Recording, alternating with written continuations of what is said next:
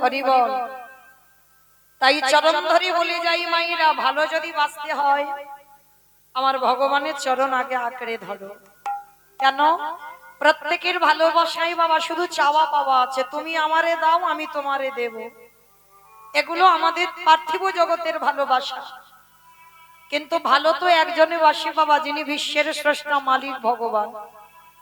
আমার মায়েরা অনেকে প্রশ্ন করবেন, মৌমিতা কেন ভালো তো আমার মা বাসে? কারণ কেন আমার মায়ের ভালোবাসাটা বেশি? কারণ আমি আসবার আগে জগতে আমার মা আমার জন্য ভেবে রেখেছে আমি জগতে এসে কি খাবো। কি বাবা, আমরা জন্মগ্রহণ করি, মাতৃস্তনদুগ্ধ পাই, তার মানে সবার আগে তো মা আমার জন্য ভেবেছে, বলে না ভাই? ওটা তোমার মা ভাবেনি। ভালো করে একটু অনুভব করে দেখেন, ওটা তোমার মা যদি ভাবতো, এখানে আমরা অনেকগুলো মা আছি, আমিও একজন মা, তাহলে যারা মা হয়েছি তারা বুঝবো বাবা, এই জগতের সংসারে সন্তান যখন 5 মাস মাতৃ জঠরে আসে তখন মাতৃস্তনে দুগ্ধ আসে, তার আগে নয়। তাহলে কি মা ওটা নিজে নিজে তৈরি করলো? মা যদি নিজে করতো তাহলে একজন মাকে গর্ভের সন্তান আসবার আগে বলে দেখো কি পারে কিনা? পারবে না। তাহলে কে দিল স্তনদুগ্ধটা? মা নিজে তৈরি করলো না, বাবা দিল না, গ্রাম প্রতিবেশী আত্মীয় পরিজন দিল না, তাহলে দিল কে? না বিশ্বের স্রষ্টা মালিক ভগবান। তাহলে একদিনের একটা বাচ্চা সে জন্মগ্রহণ করে কি খাবে তার ভাবনা না তার মা ভেবেছে, না তার বাবা ভেবেছে, না আত্মীয় প্রতিবেশী গ্রাম প্রতিবেশী কেউ ভেবেছে। তাহলে ভাবলো কে? না বিশ্বের স্রষ্টা মালিক ভগবান। স্তনদুগ্ধটা কিভাবে তৈরি হবে? কতটুকু লবণ, কতটুকু তিতো, কতটুকু মিষ্টি, কতটুকু ঝাল, কতটুকু মিষ্টি, কতটুকু ঠান্ডা, কতটুকু গরম, কতটুকু মোটা, কতটুকু পাতলা দিলে তবে যে একটা স্তনদুগ্ধ তৈরি হয়, আজ পর্যন্ত কোনো বৈজ্ঞানিক ভাবেনি। ভেবেছিল কে? না বিশ্বের স্রষ্টা মালিক ভগবান। তাহলে একদিনের বাচ্চা জন্ম নিয়ে সে কি খাবে তার ভাবনা জগতে আমার ভগবান ছাড়া যেমন কেউ ভাবেনি। তাই আমরা মনুষ্য কোলে জন্ম নিয়ে ভালো সবাইকে বাসো, কিন্তু প্রত্যেকের ভালোবাসায় চাওয়া পাওয়া আছে। কিন্তু আমার ভগবান নিঃস্বার্থ ভাবে ভক্তকে ভালোবাসে, কোনো চাওয়া পাওয়া নেই। তবে না বাবা, চাওয়া পাওয়া নেই বলা ভুল, চাই। ভগবান কি চাই জানো ভক্তের কাছে? ওডে কলির জ্ঞানন্ধজি হরি বল। এই জগতের সংসার মাঝে সংসার করিবি বলে তোরা ধরাই গেলি, সংসার কর তাতে অসুবিধা নাই, কিন্তু সারা দিনের মধ্যে একটিবার আমার চরণে বসে যদি একজন ভক্ত নয়ন জলে কাঁদা প্রাণে কেঁদে বলে কৃষ্ণ তোমার কোলামে বলে, ডাকার মতো যদি ডাকতে পারে আমারে ভগবান কি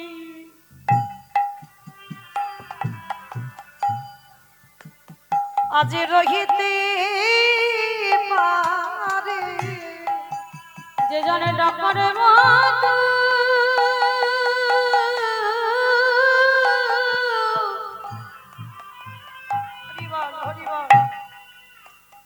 যে জনে ডাকার মতো ডাকিতে পারে,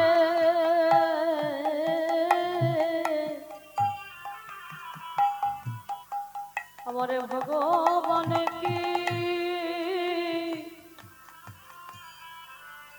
থাকিতে পারে, যে জনে নয়নে জলে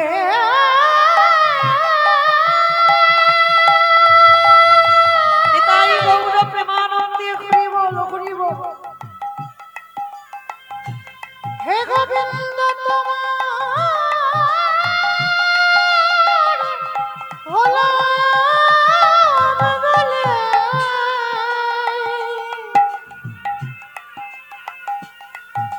একেবারে ডাকার মতো করে ডাকিতে পারে আমারে ভগবান,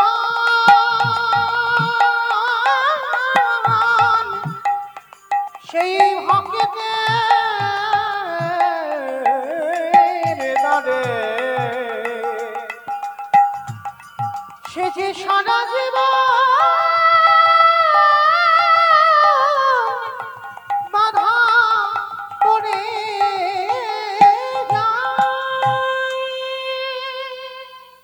অমাইরা একবারও ভেবে দেখেছো ভগবান এই যে এত সুন্দর দেহটা গড়ে দিল, দুটো চরণ দিল, দুটো হাত দিল, দুটো চোখ দিল, দুটো কান দিল, বদন দিল, এত সুন্দর একটা দেহ গড়েছে, তাহলে সারা দিনের মধ্যে তার জন্য কতটুকু ভাবো। সে তো ভালোবাসার কাঙাল গো। কোনদিন তো বলেনি যে আমার শ্বেত পাথরের মন্দির গড়ে দে, কোনদিন তো বলেনি আমায় রজনীগন্ধার মালা দিয়ে সাজা, কোনদিন তো বলেনি যে আমায় ভালো ভালো মিষ্টি ফল দিয়ে খেতে দে, কোনদিন বলেনি আমায় দামি পোশাক অলংকারে সাজা। ভগবান ভক্তের কাছে একটাই জিনিস চেয়েছে, সারাদিন তোরা কত আবোল তাবোল বাচাল বলিতে পারো, তাহার ভিতরে কি একবারও কৃষ্ণ বলিতে নারো। সারাদিন সব কাজ করে যাচ্ছিস, কজন ভক্ত বাবা ভগবানের চরণে অন্তত 10টা মিনিট বসে নয়ন জলে কেঁদে বলেছ, প্রভু তুমি এত সুন্দর দেহ দিয়েছ, তোমার দেওয়া দান নিয়ে আমি সংসার জীবনে নামলাম, দয়াময় সারাদিন কত না জানি অন্যায় অপরাধ করি, তুমি নিজ সন্তান বলে তোমার চরণের দাসী বলে তুমি আমায় ক্ষমা করে দিও। কি গো মায়েরা কোনদিন বলেছেন ভগবানের কাছে? বলেনি, কিন্তু চরণ ধরে বলে যায়, শিশুকালে কৃষ্ণ ভজে কৃষ্ণ পাবার আসে, কৃষ্ণ পাওয়ার আসে, যৌবনেতে কৃষ্ণ ভজে আসে বা না আসে, আসে বা না আসে, বৃদ্ধকালে কৃষ্ণ ভজে জমের তহন আসে। এ কথাগুলো শুনলে হবে না মা, হৃদয়ঙ্গ করে। শিশুকালে কৃষ্ণ ভজে কৃষ্ণ পাবার আসে, ভজন করতে হবে সকাল সকাল, বাবা বিকাল গড়িয়ে গেলে ভজন হয় না। দেহতত্ত্বের দিকে দেখেন, সকালবেলা মানে 20 ফুল, একদিকে বলছে মহাজনেরা সকাল সকাল সেবা করো, আবার একদিকে বলছে বাবা 20 ফুলে সেবা হয় না। কি বাবা 20 ফুলে গোবিন্দ সেবা হয়? গাছে থেকে 20 ফুল গোবিন্দ চরণে দেওয়া যায় না, অপরাধ হয়ে যায়। আর 20 ফুল সম বাল্যকাল। এই যে ছোট ছোট মেয়েরা ছেলেরা সামনে বসে আছে, এরা 20 ফুল, এরা বসেছে ঠিক কথা, কিন্তু বাবা কীর্তন সম্পর্কে ওদের তো অত অভিজ্ঞতা নেই। অনুভব করতে পারছে কি? কিছু বুঝতে পারছে? কীর্তনিয়া হরিবোল দিচ্ছে, ওরা হরিবোল দিচ্ছে, কিন্তু অতটা বুঝতে পারছে না। কেন? ওটা 20 ফুল, ঠিক ঠিক সেবায় লাগবে না। আর বাসি ফুল তো লাগবে না, এটা আপনারা আমরা সবাই জানি। আর বাসি ফুল সম এই দেহতত্ত্বে বলছে বাবা বার্ধক্য দশা, দন্ত পড়ে যাবে, কেশ পেকে যাবে, চামড়া গুলো আলগা হয়ে যাবে, এ ফুল গোবিন্দ সেবায় লাগবে না। কি বাবা যখন দন্ত পড়ে যাবে হরিবল হবে না, হবিবল হচ্ছে। স্নান করে ঠাকুর ঘরে গিয়ে বসবে, আহ্নিক করবে, কখন ঘুমিয়ে পড়ে যাবে, অনেকক্ষণ সময় তো বুঝতে পারবে না। জপের মালাতে জপ করবে, কখন বাবা চোখে ঘুম এসে যাবে, ও ফুল গোবিন্দ সেবায় লাগবে না। অনেকক্ষণ ধরে ভগবানের কর্ম তুমি করতে পারবে না, কারণ শরীর অলস, ও ফুল সেবায় লাগবে না। তাহলে সেবা দেবে কোন ফুল? আজকের ফুল যে গাছে ফুটেছে ওই ফুল গোবিন্দ চরণে দাও। আর আজকের এর ফোটা ফুল সম আমাদের যৌবন কাল। এই যৌবন কালটা আমার গোবিন্দ বড় ভালোবাসে। বাবা যৌবন বলতে কি বোঝালো? যেদিন দাঁড়াবার শক্তি থাকবে, যেদিন দুটো হাত গোবিন্দ সেবার কাজে লাগাতে পারবে, ভালোভাবে কৃষ্ণ নাম শুনতে পাবে, জিহ্বাতে কৃষ্ণ নাম উচ্চারণ করতে পারবে, যেদিন তুমি দুটো চোখ দিয়ে ভগবানকে দেখতে পাবে, তোমার 10টা ইন্দ্রিয় সতেজ। কি গো মাইরা, আজ আমি কীর্তন গাইতে পারছি তাই খবর সবাই নেয়, ভালো করে বুঝবেন, এটা আমি আমার দিয়ে বলছি, সবার জীবনে হচ্ছে, সবার জীবনে হবে। আজ আমি গাইতে পারছি, শুধু আমার ভারত নয়, ভারতের বাইরে বাংলাদেশ থেকে খবর আসে, উত্তরবঙ্গে দার্জিলিং, জলপাইগুড়ি, কোচবিহার, এগুলো থেকেও খবর আসে, দিদি কেমন আছো। কেন? আজকে তো আমি সংসারে দিতে পারছি। আগে আমাদের সবাইকে জানতে হবে এটা কলিযুগ, আর এই কলিযুগে যাগযজ্ঞ নয়, ব্রত পূজা নয়, ধ্যান তপস্যা নয়। চৈতন্য মহাপ্রভু বললেন, কেউ যদি যজ্ঞ অনুষ্ঠান না করে তাতে অসুবিধা হবে না, কেউ যদি বার ব্রত না করে তাতে অসুবিধা হবে না, কেউ যদি ধ্যান তপস্যা না করে তাতেও অসুবিধা হবে না, কিন্তু কলির মানুষকে একটাই পদ অবলম্বন করতে হবে। সেটা কি?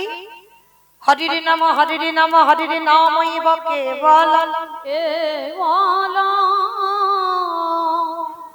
কল্পনা নাস্তে নাস্তে নাস্তে গতির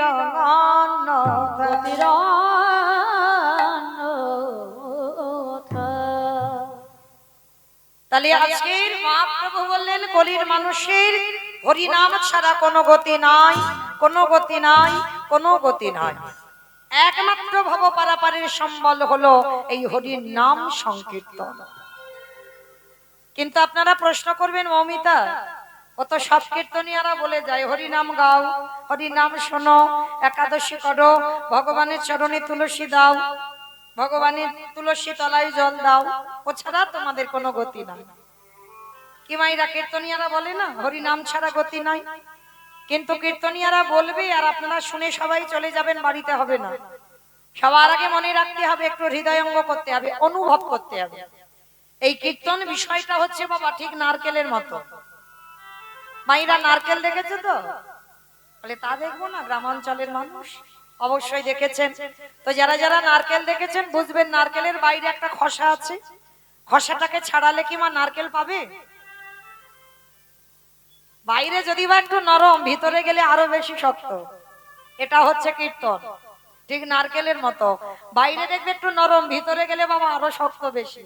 আর যত ভিতরে যাবে, তারপরে যদি বাবা নারকেলের শ্বাসটা ছাড়াতে পারো, যদি আস্বাদন করতে পারো, তাহলে বুঝবে নারকেলের স্বাদটা কেমন।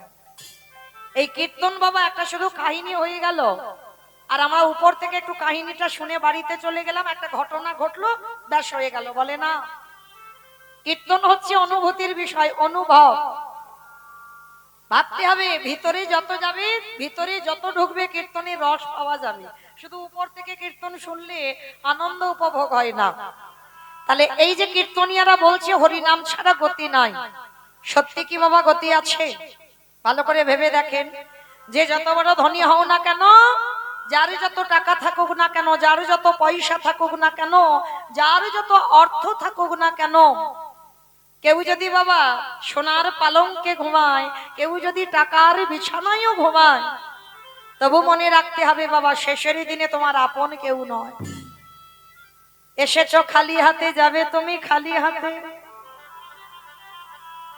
যেদিন এসেছিলে পরনে একটা সুতো ছিল না, যেদিন ভব ছেড়ে যাবে পরনে একটা সুতো কেউ দেবে না।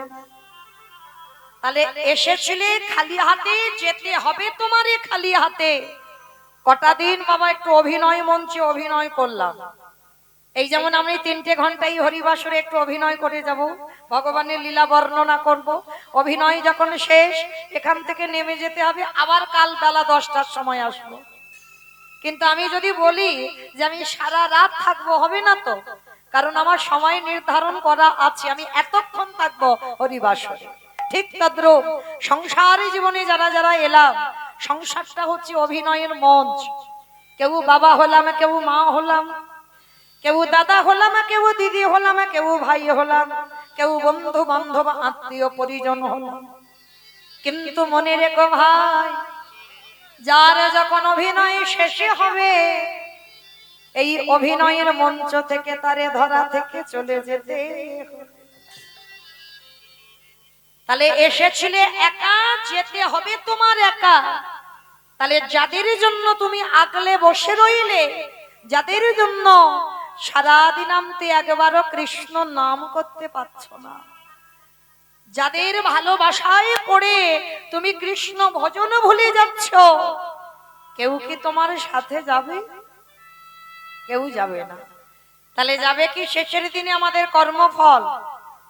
এইটা খেয়াল রেখে দিও মা, কর্ম তোমার ছাড়বে না। কতদিন তুমি হরিবাসরে বসেছ, কতদিন সাধু সঙ্গ করেছ, কতদিন গুরুচরণ আশ্রয় করলে, কতদিন তুমি ধর্ম কাজে যুক্ত আছো, কতদিন তুমি সৎ কর্ম করছো, এই ভালো ভালো কর্ম আমাদের সাথে যাবে। তবে বাবা আমি মৌমিতা একটা গ্যারান্টি দেব, আর একজন সাথে যাবে। জানি না আপনাদের এই পল সন্ধ্যাতে নিয়ম আছে কিনা, তবে আমার ডায়মন্ড হারবার গঙ্গাসাগর এলাকায় নিয়ম আছে বাবা। সে যে যত বড় ধনী হও না কেন, যে যত গরিব হও না কেন, মৃত্যুর পর মানুষের দুটো জিনিস ভাড়া করতে হয়, একটা হলো খোল আর একটা হলো করতাল। আর ওই পিছনে বাজাতে বাজাতে বের করে নয়, বলো হরি বলো হরি। কি মাইরা তোমাদের এই গ্রামে হয়তো পল সন্ধ্যাতে হয়, এখানেও হয়? বেশ, আমি ভাবলাম আমার এলাকায় বুঝি হয়, কারণ সব জেলার নিয়ম তো এক থাকে না। তো যাই হোক, এই জায়গাটা একটু অনুভব করে দেখেন। যখন আমরা দুর্গা পূজা, কালী পূজা, লক্ষ্মী পুজো, সরস্বতী পুজো, মনসা পূজা, যে কোনো পূজা যেদিন বাবা বিসর্জন হয়, সেদিন তো বাবা ধুমধাড়াক্কা ডিজে বক্স বাজে। কি মা তোমাদের পল সন্ধ্যাতে হয়?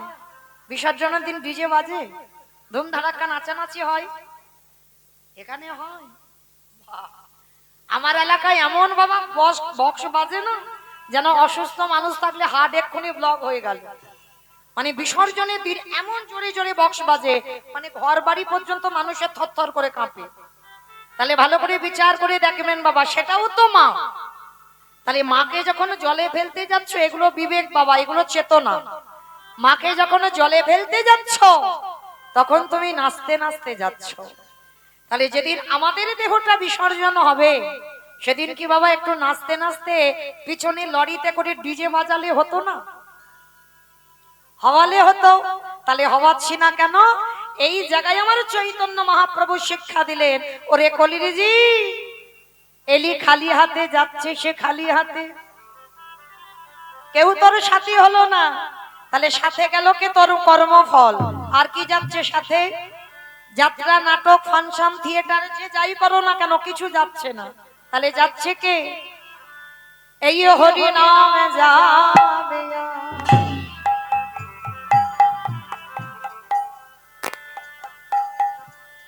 আমাদের পচা দেহ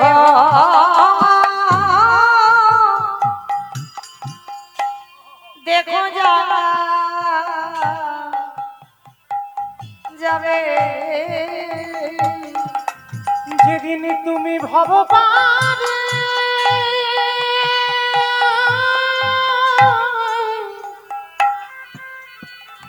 হরি বল হরি বল। যেদিন ভবপারে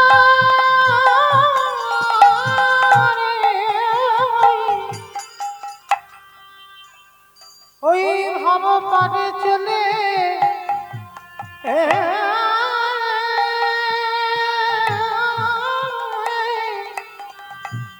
চলে যাবে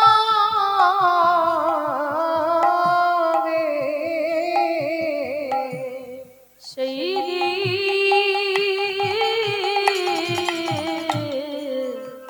হরি বল হরি বল।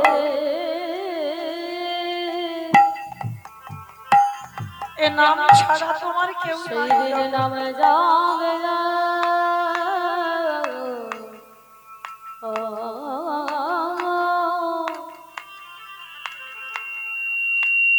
এই পচা দেহ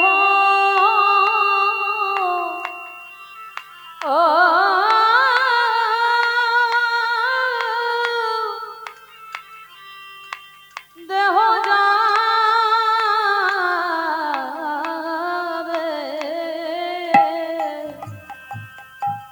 আমাদের কারোর কৃষ্ণ ভজন হলো না কৃষ্ণ বলবালি এইভাবে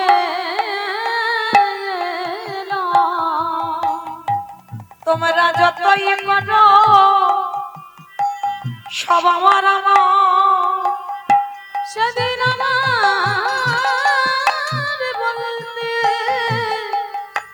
কেহ রবে না গো।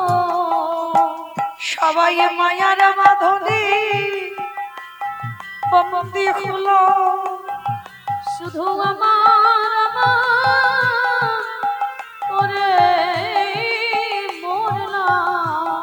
ও ভাই এ জগতে তোমার কেউ কারোর নয় একেবারে হরি বলে ডেকে নাও গো। দয়াল আমার মত পাপি আর কে হলো বলে এইবার উদ্ধার করো মোরে। শুধু এলাম খেলা ভব ছেড়ে চলে গেল একেবারে হরি বলে কাঁদলাম না গো। দয়াল পার ঘাটাতে দাদাই রইল এইবারে পারে করো হে দয়াল হরি। দয়াল তুমি বিনে আমার গতি নাই বলে তুমি তো আমার পিতা বন্ধু ভাই। তুমি যেন চরণ ছাড়া করো না দয়া শুধু এ জন্মে না এ জন্মে জন্মে আমার জাতি কুলমান সব সপিলা আমি ওই চরণে নিবেদিলাম। আমি আমার বলতে কিছু রাখি না এবার ওই চরণে ঠাঁই দেব। তোমার চরণ ছাড়া করো না দয়া জন্মে নয় জন্মে তাই করুণা করিব জন্মে নয় জন্মে জন্মে নামে যাবে আর পচা দেহ যাবে। আজ আমি দাঁড়াতে পারছি তাই আমায় কদর যত্ন ভালোবাসা কিন্তু বাবা যেদিন আমি আর দাঁড়াতে পারবো না যেদিন আমার কণ্ঠটা রোধ হয়ে যাবে যেদিন আমি বিছানায় পায়খানা প্রস্রাব করব সেদিন কেউ ভুল করে একবারও জিজ্ঞেস করবে না যে দিদি তুমি কেমন আছো